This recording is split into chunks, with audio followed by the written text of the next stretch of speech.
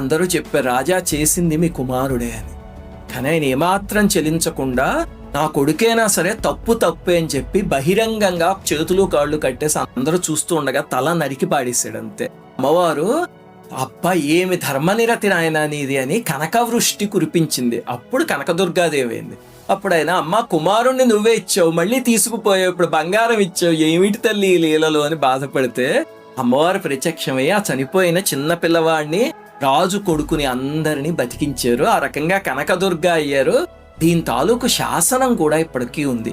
మనకి సామాన్యంగా పురాణాల్లో ఉన్న లీలలకి చారిత్రకమైన ఆధారం దొరకదు. దీనికి మాత్రం పల్లకేతు భూపాల శాసనం అని, అది ఆర్కియాలజీ డిపార్ట్మెంట్ దగ్గర కూడా సౌత్ ఇండియన్ ఇన్స్క్రిప్షన్స్ వాల్యూమ్ 10లో ఇది ఇప్పటికీ ఉంది. ఇది మల్లేశ్వర స్వామి ఆలయం దగ్గర ఉంది శాసనం.